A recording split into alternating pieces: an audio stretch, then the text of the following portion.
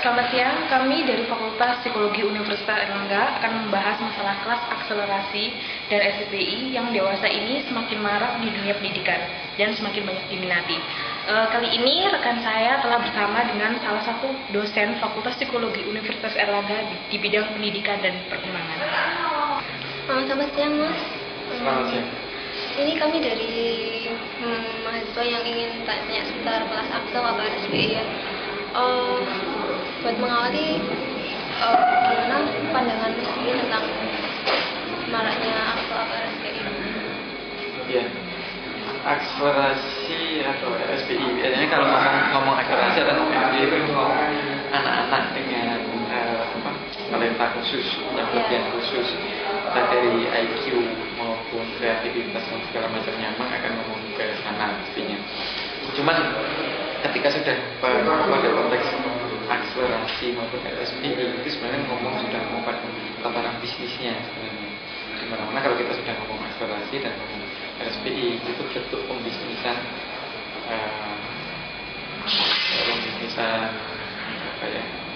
bisnis sekolah lah itu bisnis sekolah. Jadi kalau kecenderungannya ada apa sih trennya? Sekarang ada anak-anak jenius, besok ada anak-anak cacat, besok ada apa? Gimana kalau itu kita inventarisir jadi sebuah produk gitu. LSPI dan akselerasi model produknya yang memang sangat banyak diminati. Karena pertama dianggap secara idealnya bisa dianggap mewadahi anak dengan kelebihan tertentu atau anak-anak yang punya kelebihan dari rata-rata usianya, dari rata-rata kelasnya dia. Itu satu hal yang lain juga berkenaan dengan prestise pastinya. Jadi, anakku melebu akselerasi itu, anakku masuk akselerasi, anakku RSPI sudah punya posisi sosial yang berbeda di antara teman-teman yang lain kan.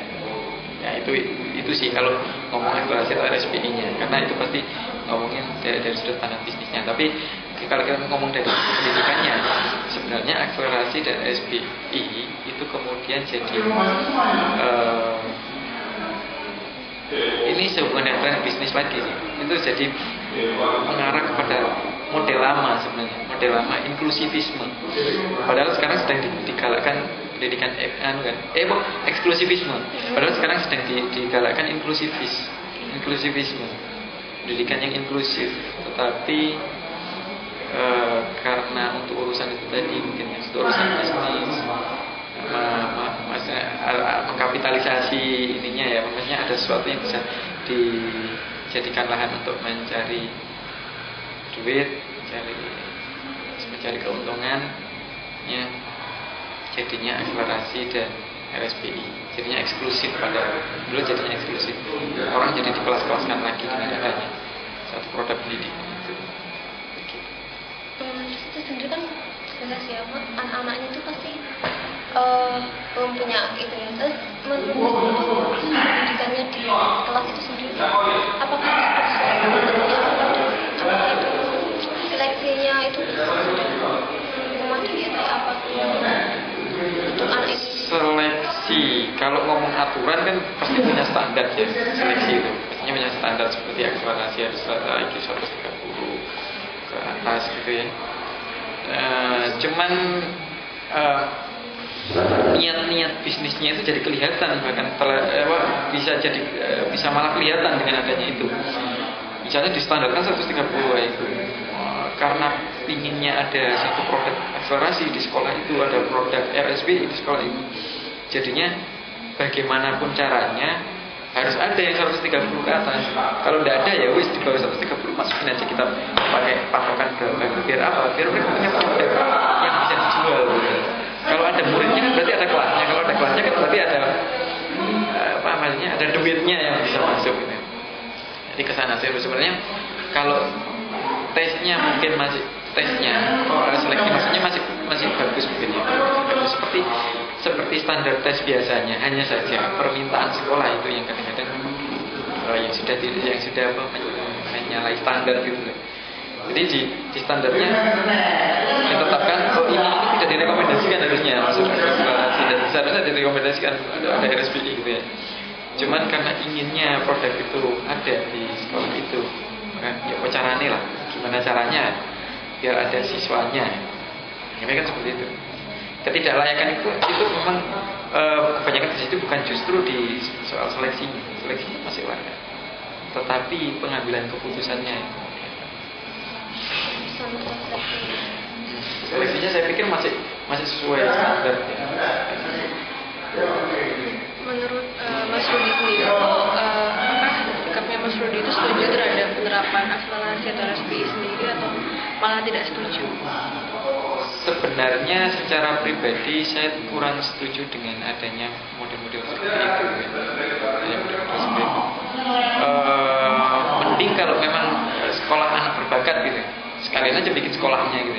Bukan kemudian sekolah itu membuat sebuah produk, jadinya ada kelas-kelas, kemudian kan ada level-level, ada status yang berbeda, prestise yang berbeda antara satu kelas dengan satu kelas yang lain.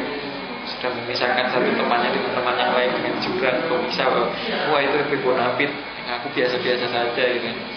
Kalau memang mau bikin seperti itu, bikin aja, langsung aja eksklusif sekalian gitu, sebagai aset, sehingga ketika membuat eksklusif kita tidak melulu terpatok pada kekurangan di sekolah cacat dan segala macam, tapi sekolah anak berbakat juga ada, bisa jadi.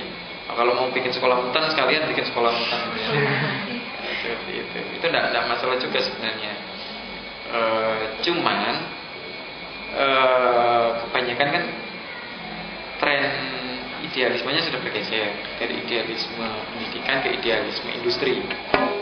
Ya kan, trennya sudah bergeser. Jadinya apapun yang didirikan, baik ada produk plus akselerasi di dalam sekolah maupun bikin satu sekolah berbakat sekalipun, trennya sudah bergeser ke tren bisnis, bukan tren pendidikan. Kalau tren pendidikan mungkin bisa jadi dengan adanya sekolah-sekolah yang seperti itu, ini adalah aset-aset negara, gitu saja seperti itu ya.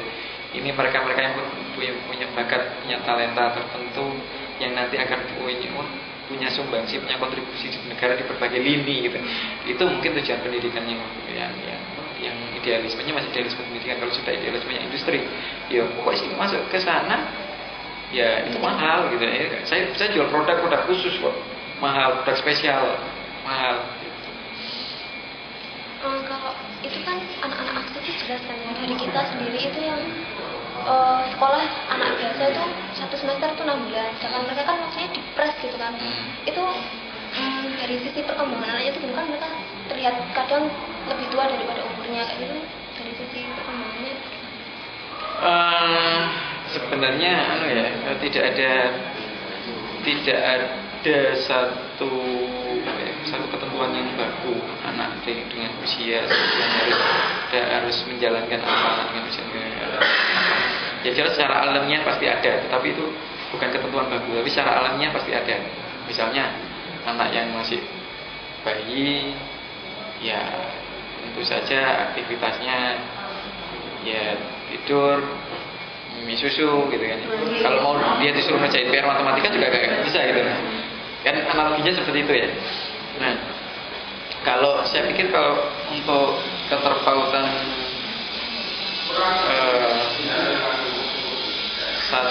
atau 1 tahun atau 2 tahun, saya pikir itu tidak terlalu untuk dalam konteks pendidikannya mungkin tidak terlalu efeknya mungkin. Dalam konteks perkembangan mungkin ada efeknya. Misalnya jadi ada satu tugas yang bergeser gitu, yang harusnya dilaksanakan kapan, dilaksanakan lebih dulu. Jadi tapi saya pikir itu kan namanya orang atau manusia itu kan punya daya adaptasinya masing-masing ya. Ada juga yang mungkin bisa adaptif dengan itu, ada juga yang enggak. Cuman kan mesti punya satu pola umum yang sama biasanya manusia itu. Nah, ketika ada yang keluar dari pola itu dan dia bisa menyesuaikan, oke. Tapi ketika ada yang keluar dari pola itu dan tidak bisa menyesuaikan, yang itu yang tidak oke. Makanya itu disarankan untuk mengikuti pola. Kayak gitu. Kalau ngomong mengikuti pola, siapa yang bisa jamin pola yang sekarang sudah ada bahwa harus umur 7 tahun masuk SD, terus harus SD itu harus 6 tahun, SMP 3 tahun, SMA 3 tahun, itu adalah pola yang bagus? Belum tentu, ya kan? Nah, pola umumnya adalah pola alamiah sebenarnya kan. Kalau sudah ngomong ke sekolah memang sudah bukan pola alamiah. Pola alamiah adalah learning, belajar. Ya, yang perlu ditata kan belajarnya sebenarnya bukan sekolahnya. Ya, orang sibuk memanajemen sekolah ya. Karena apa? Karena sekolah sumber penghasilannya, bukan belajar sumber penghasilannya.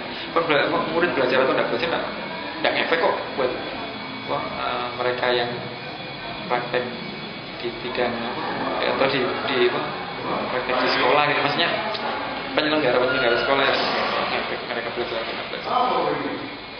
Itu baru ngefek ketika sudah jadi angka-angka yang menentukan di sekolah ini standar apa sekolah ini. Terus jadi angka nilainya bagus-bagus, lulusannya banyak. Nah itu kan sudah jadi angka banyak, nilainya bagus. Tapi soal dia pintar atau enggak,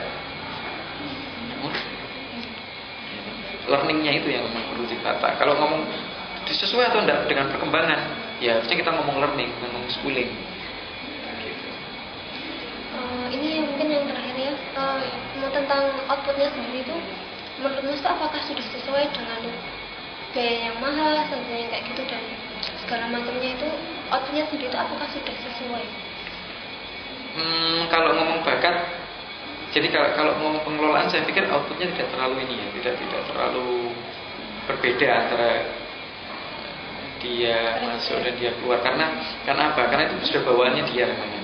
Seandainya dia lebih pintar, itu bukan karena dia masuk di kelas itu bisa jadi, tapi karena memang dia punya kecenderungan untuk belajar daya serap yang baik dan segala macam. Kecenderungannya ke sana, sehingga